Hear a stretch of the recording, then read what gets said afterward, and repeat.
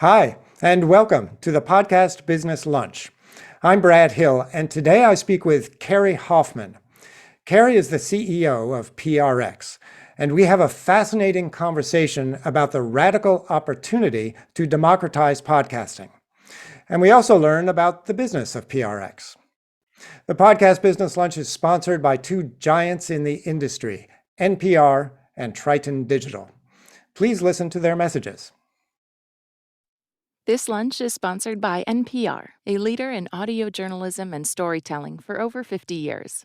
NPR delivers international, national, and local news and programming to audiences via radio, podcasts, and digital platforms. NPR offers brand sponsors an effective and measurable opportunity to connect with its 138 million monthly users who rely on the trusted and valued content provided by 35 news bureaus around the world and hundreds of public media member stations in communities across the country. NPR resonates with listeners and creates a compelling, uncluttered environment for your brand to do the same. Triton Digital is the global technology and services leader to the digital audio and podcast industry. Triton provides innovative technology to broadcasters and podcasters to build their audience, maximize revenue, and streamline their day-to-day operations. In addition, Triton powers the global online audio industry with Webcast Metrics, the leading online audio measurement service, and Podcast Metrics, one of the first IAB-certified podcast measurement services in the industry. To learn more, visit us at tritondigital.com. We are proud to be sponsored by NPR and Triton Digital. Without their support, none of this would be possible. And now, here's my conversation with Kerri Hoffman. Kerri, thank you for making time to do this. Thanks for being here. Thank you. Thank you for your interest.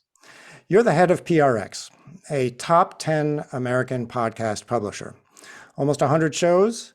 According to PodTrack in January, you served 60 million downloads to about 6 million unique listeners. Congratulations on that. Thank you. Thank you. We're really proud of all the shows that we represent. I do want to talk about some business specifics in PRX, but I don't want to start with that. Instead, I want to swing over to an essay that you wrote and is posted in the Nieman Lab website. And I think it's a prediction, a 2022 prediction that they asked from you. And in it, you lay out the central prediction and aspiration from your viewpoint, which is this is a radical opportunity to democratize media. Now, that really got my attention, not only because of its high level of thought and aspiration, but also because I've been online for 30 years now, as of 2022, and throughout that whole time, it has seemed to me that the internet is basically a democratizing force. And of course, I recognize that in 2022, we can all point to many ways in which democracy on the internet is broken.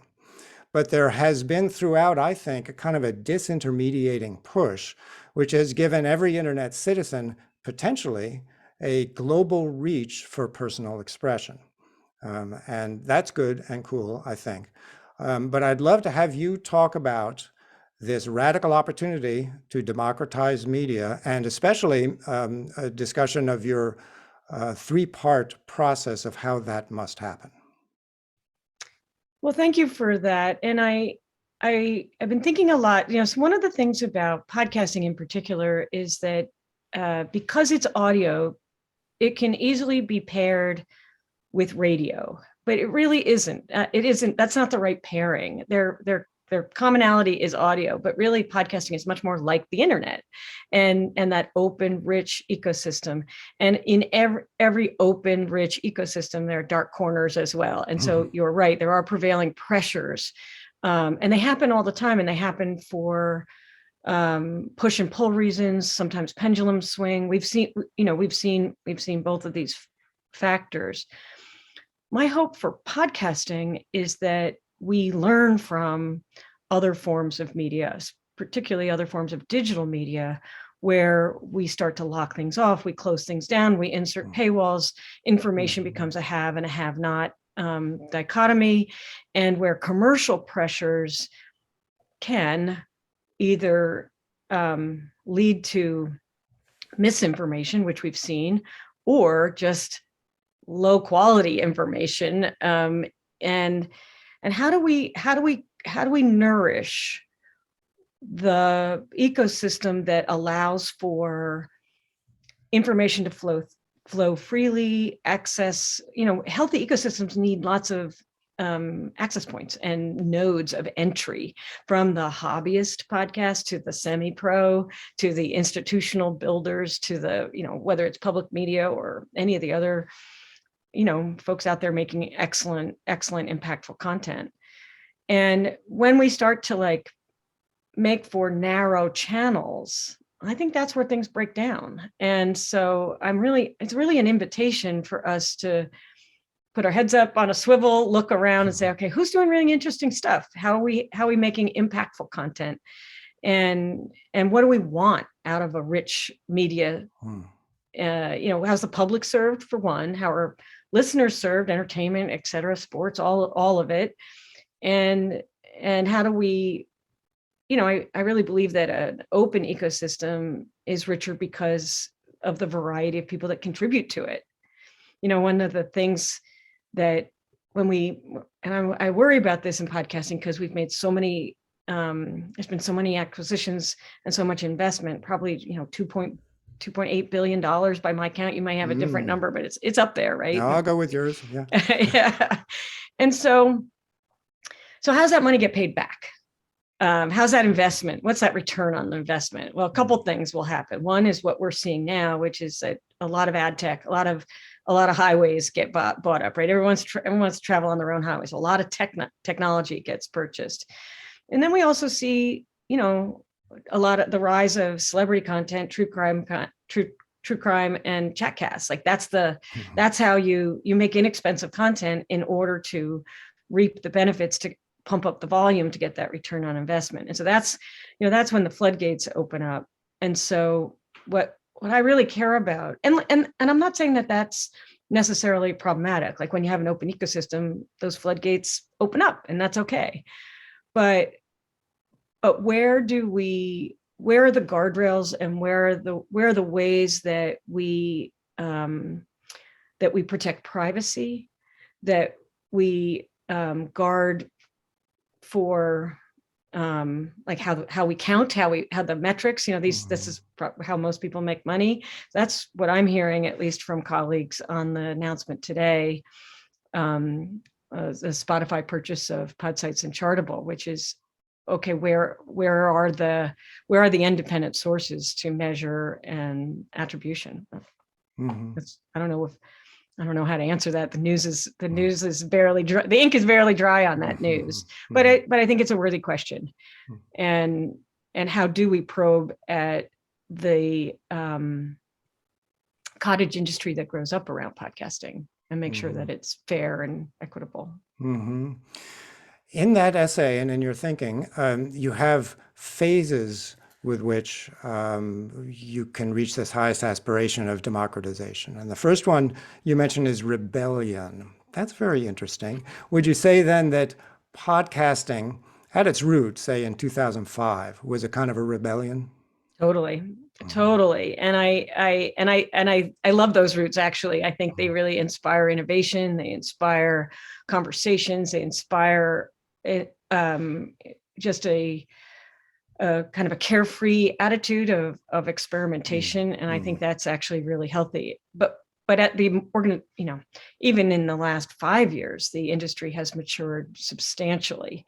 And the rebellion really does also lead to this moment. And I think we're in it, which is where people have a little bit of nostalgia for those days. Oh, I remember when we could all sit around a table. I remember when we used to be able to call up anybody and say, how do you figure this out? How do you figure that out? I've got this really great new show.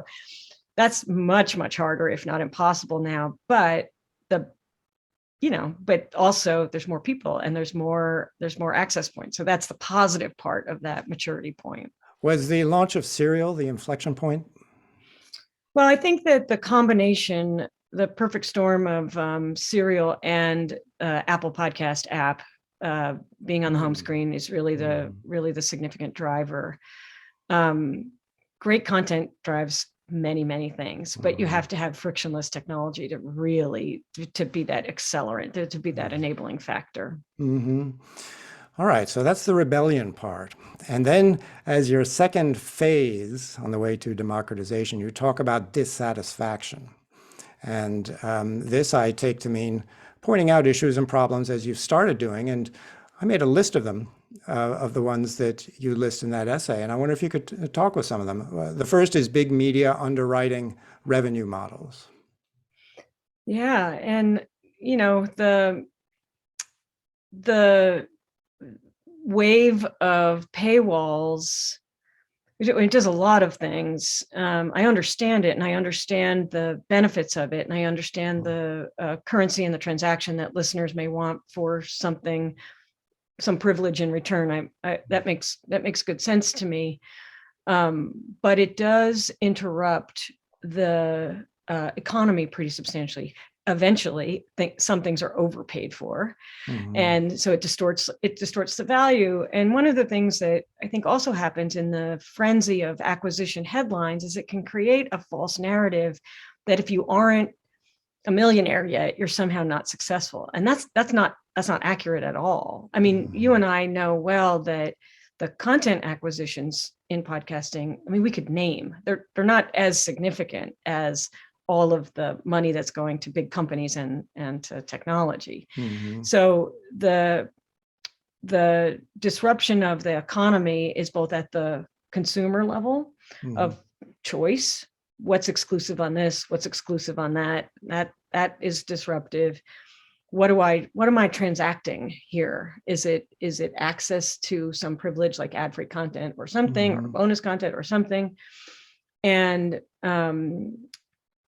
like, what does it do to the ad model that has mostly, driven the industry? And ad revenue is not going down. I mean, still, that's really the main driver. That's for sure. And just to interrupt for a sec, are you really talking about two levels of this phenomenon? One being big media organizations acquiring for hundreds of millions of dollars content, and on the other hand, individual podcasters and podcast networks establishing Apple subscription services, for example. Right.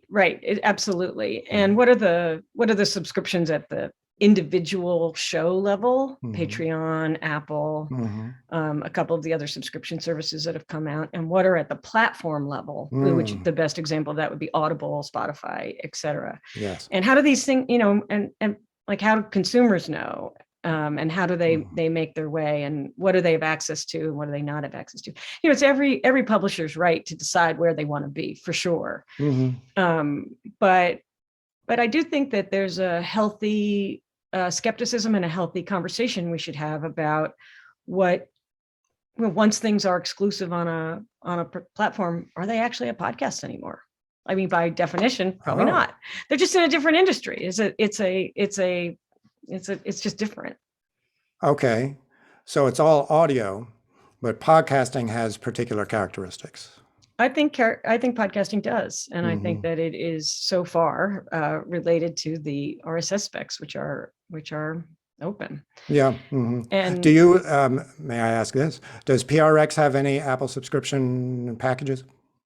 We do. We have 4 channels, and one of the things I like about the way that Apple went about their product is that it's non-exclusive. And so it's not like we didn't have to come to that decision of like, should it be on Apple and not available anywhere else. Right. They didn't put that hurdle in our way. So we were happy. And there's a whole bunch of listeners who are happy to participate in channels for bonus content, for ad-free content. It's a small sliver of our overall audience, but a growing one. All right, let's move to another one of these dissatisfactions. And this is more technical. It's about data. And I think your words were, if I copied them out correctly, effective data use favors highly capitalized, privacy-averse companies. Could you please unpack that? That is a mouthful, hearing it back to me. Yeah, I think this is one of those things that I was mentioning earlier. Like, what can we learn from other industries that have commercialized very rapidly, video, other internet businesses, et cetera. And privacy is one of those things that's traded quickly. in ad technology. And we really believe that, well, not only do we believe that the privacy laws that have now taken hold in Europe will eventually come to the United States, so we believe that there's good to be had there, but also we think that you, meaning a publisher, one can be successful in advertising without compromising privacy. But just by me saying those words, I mean, access to technology that can make that decision is a hurdle in and of itself. So how do like new independent shows, for example, have access to expensive state-of-the-art ad technology if they care about privacy? Well, that's a hard choice to make, right? So it's a lot of choices that have to go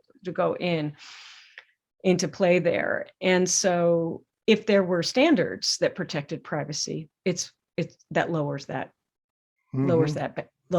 access point. And so that's kind of where we stand on it. And we believe that publishers can be successful and use an opt-in strategy for privacy issues. Libsyn does too. The team at Libsyn is a real strong privacy supporters. Now, some people listening to this might be thinking, well, hasn't the boat left the dock on this? When it comes to internet media, privacy is in tatters, some people might say. How can and should podcasting be exempt? I mean, I think that in the scheme of media, podcasting is still a toddler, a young toddler. So we actually have some choices to make and some opportunities to do the right thing. And if because the alternative is that we are going to see stricter laws like GDPR. We are going to see maybe some states will make stricter laws than other states. And actually, that's a real nightmare for technologists to work around and follow this compliance this way, follow that compliance that way.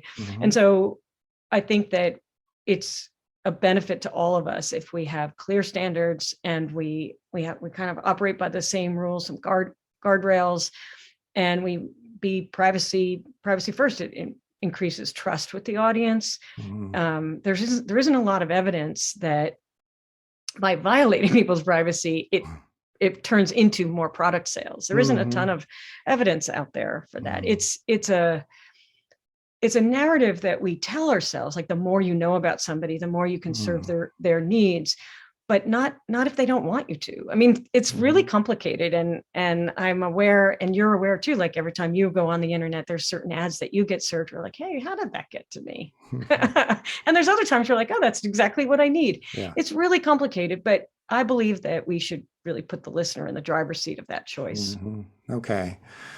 One more dissatisfaction, if you don't mind. Let me just say, there's ample evidence of this not going well. I mean, just think about a company like Facebook. I mean, their credibility has been really hurt over the last couple of years because of this, because of really excessive privacy violations.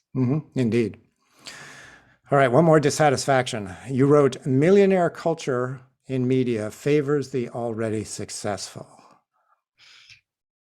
Yeah, the acquisitions that are happening now are really some amazing, talented shows, without a doubt, but they already have a pretty big audience. And so it's really an acquisition of a really, really great audience, and that audience that you can build other revenue on. So it really doesn't favor newcomers. It doesn't favor up and coming talent. And so, we really have to think hard about the youngness of the industry, how diverse the industry is, and where do investments get made in the next generation of talent that's going to come our way and delight us with stories, et cetera, global stories, et cetera. And I feel this a lot because as a nonprofit organization, PRX is we incubate lots of shows. Yes, I was going to bring that up. Yeah, I'm really proud of it, actually, and we really believe in the independence of shows. So when they're successful, like that's a real feather in our cap. We're so proud of them because part of our model is to help them be successful on their own terms, and so we really celebrate those moments. But I'm also well aware that nonprofit sector that I occupy isn't nourished with much of that capital that comes back in, right? So it's an extraction model, but how do we flip that so that there's an investment? There's, imagine the big companies in podcasting, they donate to organizations that actually are building new pipelines of content. Imagine that we could kind of change that model a bit. That would be exciting to me, to think about ways that, you could, and then those talented folks, they make their choices about whether they want to be exclusive here, exclusive there, but some recognition that, like, it all starts somewhere. It all starts somewhere. And we're not the only group that really fosters independent talent. There's lots of organizations that do that and really support people along the way. And so I generally want to figure out how to create models that enrich and invest as opposed to extract, generally speaking. Yeah, well, I didn't call this aspirational for nothing. What you're describing is common to all of media, really, which is that most of the content flows upward into the rich top of the pyramid. So it seems natural that as podcast matures as a category, it begins to follow that trend as well. But your other point, which is that PRX walks the talk, is very good. So tell me something about your more recent efforts to foster talent, to educate podcasters, because really the brand is known for that. Yeah. And so one of the things that we have started over the last 5 years or so is, we have a great partnership with Google to do a global training program. And so that's an accelerator program. It's competitive. So we open up the doors and we get applications for a certain number of slots. And we run it like an accelerator program. So 16 weeks. We've done a number of these types of trainings. And one of the great things about giving ourselves 16 weeks, as opposed to like a 2-week training, is it really gets to the opportunity to make something and get feedback, and make something and get feedback, and really favors the way adults learn of giving you that time to do that. And one of the things I'm most proud of this training program is that 100% of the folks that have gone through the training are still making their podcast. Like, those are great odds. That's incredible odds. Now, are they small? Are they wildly successful? Like, these are early days, right? This is where we plant seeds. But that gives us an indication at PRX that the training that we're doing is sticky, that it's working. And it's on their terms about how they do that, et cetera. But we're really proud of that. And we have 2 podcast garages, so that gives us a place to be in person. So come in and take a workshop, meet other people. There's a real community for peer-to-peer learning as well. And then we put on the shelf a couple of years ago an online training program, but we're going to dust that off because there's like something needed in between. Like, maybe not everybody can do a 16-week program, and not everybody obviously can walk into a podcast garage. So what's in the middle there, and what would be unique about the way that PRX can offer that training? Because there's a lot of amazing trainings out there. But one of the ways I think that PRX is unique is that we are really well-versed in a design thinking methodology of training, and we uniquely make technology. So I really believe that up and coming podcasters need to be pretty well versed in how the technology works, although make a lot of terrible decisions along the way. And so fluency around monetization and technology is kind of how we can help people be successful. All right, let's swing over to other business questions about PRX. You have a mix, I think, of home-produced, owned and operated podcasts and distribution deals with other small networks and podcasts. Tell me about the distribution side of it. What kind of agreement is made there? Sure. Distribution is really the oldest part of our company, and it started out really distributing shows on public radio. And the way that PRX started was to create an open marketplace to do that, reducing friction and encouraging those that were making evergreen radio Yes. to upload, and so that they could, public radio stations could find them. So that just gave us a front row seat to independence as they moved into podcasting. And so our distribution over time, we became a tastemaker, and over time we started to invest in great one-off shows that we thought could be series. The Moth is a really good example of that, which was a live show in 2 cities in those early days. And so distribution is still really the majority of the relationships we have. We are a B2B company in many ways, and we help with monetization, technology support, et cetera, marketing. And about 1.5 years ago, we created our own production unit. And I like to say that the reason why we did this is so that we could stop saying no so many times when we were asked to make things, to do things, to be a co-producer. We've always been a co-producer on many things, but we started a production unit, and it's been super successful. And now this is different from Radiotopia.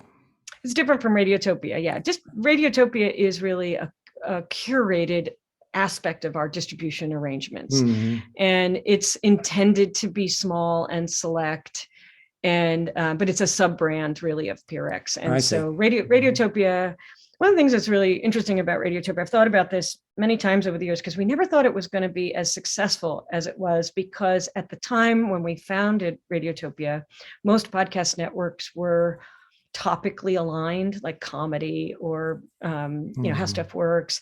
And our connection with the Radiotopia shows was really like just creativity. And we thought that was too loose, quite honestly, but it's really become one of the most important aspects of the brand, is to just double down on creativity. And so we're very selective about Radiotopia. It's a network that we do a lot of things together, so we intentionally keep it very small, but it means that we can have a great variety in there too. And so I'm happy that we were incorrect. All right, let me grab a couple of examples from my possibly faltering memory. I think you've done distribution with Magnificent Noise, Eric Newsom's group, and maybe with Wait What too. Am I remembering that correctly? That's correct. Those are recent. Yeah. So in those deals and in arrangements like them, do you then take on the monetization? We do. And so Magnificent Noise is a really great example. I mean, they make so much great content, and they make content for others. So they're a work for hire. And then they also have a growing roster of their original shows. So then they have to decide, well, okay, now that we're doing all these original shows, do we make it exclusive on a platform, or do we make it in the open ecosystem? We own all the IP and we help monetize. And so that's where we come in. And so we partnered with Eric, and we, obviously we support all of the shows. Technically, we help monetize, we help promote, we market, and he does that himself as well, and also others. Like there's a lot of things that are shared things. Marketing would be a really great example of that. I think Eric, I think you know this too, is kind of he's such a great promoter of excellent work. Yes. And so and Wait What? Same, we help them with monetizing one of their shows, but they also have a sales team, so we do some co-selling as well. And that, one of the things about being a creator first, mostly B2B operation, is that we are able to contort ourselves, if you will, onto what the needs are of the people we work with. And so sometimes that's a big slate of things, and sometimes it's a smaller slate of things. We have lots of folks that use us just for technology only, but we really have a pretty full menu of how we can support shows depending on where they are on their trajectory of success. When you're involved in the monetization, do you have a sales staff, or is that outsourced? We partner with an organization called Market Ingenuity, and Harry Clark. Yeah, exactly. And they've been great partners, and we think of them as insourced a little bit. We work close enough so that they're really an extension of us, and we're an extension of them. So we really partner quite closely on how we do that direct sales. We do other forms of monetization, as you mentioned earlier. We also support the Apple Podcast. We do all of that uploading and all of that sort of metadata, all of the stuff to support the success on Apple Podcasts. We have a micro fundraising operation that we manage for a couple of our shows. So we have lots of things we always keep on the lookout for ways to creatively monetize shows. And again, we try not to, this is an industry that is shifting. And so we try not to just get over index on our cookie cutters, right? So we try to be experimental. And now we're seeing a whole slate of newcomers. They start with subscription. That's totally new to me. That's interesting, isn't it? Yeah. Yeah. Well, you can understand why. You can understand the rationale. You get control over. Totally. And it takes a long time for ad revenue to kick in. It's always audience first, money second, that. And so it takes a long time for these channels and the audience to mature to a point where you really can leverage the advertising dollars. And so it makes sense to me. I think it's a hard go, and it's really, so this goes back to our other your other question, which is like, how do we capitalize new talent? How do we capitalize risk? And one of the other things that has happened a lot in the last couple of years is we're seeing the rise of the 6-episode show. And like, that's super hard for our business, right? So we're in the marathon business, and sometimes we're sprinting that marathon, but we're in the marathon business nonetheless. And, media is habit, and we're really always grateful to work with awesome audio, even if it is only 6 or 8 episodes. But normally we have to look for funding before we can support that, because it's not the math just doesn't add up. It's really hard to monetize with ad support unless you really have something that's an ongoing concern. Media is habit. I love that. Media is habit. I've said that for years. I ran some editorial operations for AOL years ago, and would tell the editors of those groups, you're not in the content business. You're not in the advertising business. You're in the habit business. It's true. And some of the VC funded companies, they can invest in those 6 and 8 episode things because the return is measured differently, right? It's a return that they can put a different value on. But like, just to have to support the independence and to support it with an ad model, that's really hard. We have to we think very hard about those short run miniseries. Our success is really in ongoing shows, ongoing listener base. It's advice I give to public radio stations all the time is, maybe try a project or two if it's really core to the journalistic objectives you have, the impact objectives you have, but know that it won't pay for itself. If I ask you about revenue and CPMs, will you hang up on me or just fashion a polite response? Not at all. Far away. All right. How much? Well, our we earn about $23 million a year in ad revenue. That's across a lot of shows, a variety of shows. So you got some that are weekly, you got some that are biweekly, some that are daily. We've got a whole mix. We're proud of that mix. The thing about PRX that is meaningful to me is, we're a broker in those transactions. And so most of that money goes into the hands of the creators. And so in that way, we're investing ourselves in the monetization of that content and those independently owned shows. And I like knowing that that's not to 3 shows. It's to hundreds, and over the years, of course, it's thousands of producers who get constant monetization from their efforts and what they do. Yeah, good. Well, this brings our conversation to a reluctant close. It's lovely talking with you again. It's nice to talk with you. Thank you. As we were saying before we started recording, it's been 2 or 3 years since it all went indoors into our homes. So thank you for making time. Thank you, Brad. Thank you for your interest. And I'm so glad that you're doing this series. I've really enjoyed the ones I've listened to so far. And I think it's great. Yeah, I really appreciate it. All right. See you soon, I hope. That's all for today's podcast Business Lunch. Thanks to Kerri Hoffman for making the time to be here. And thank you for being here as well. We are sponsored by NPR and Triton Digital, and without that essential support, none of this would happen. Go to rainnews.com for more information about this series and to see upcoming guests and also to watch episodes of the past that you might have missed. You can do all that right on the website. And while you're at rainnews.com, be sure that you're subscribed to the Rain Daily Digest, the essential trade publication for the online audio industries. Thanks again for being here. I'm Brad Hill. I'll talk to you next time.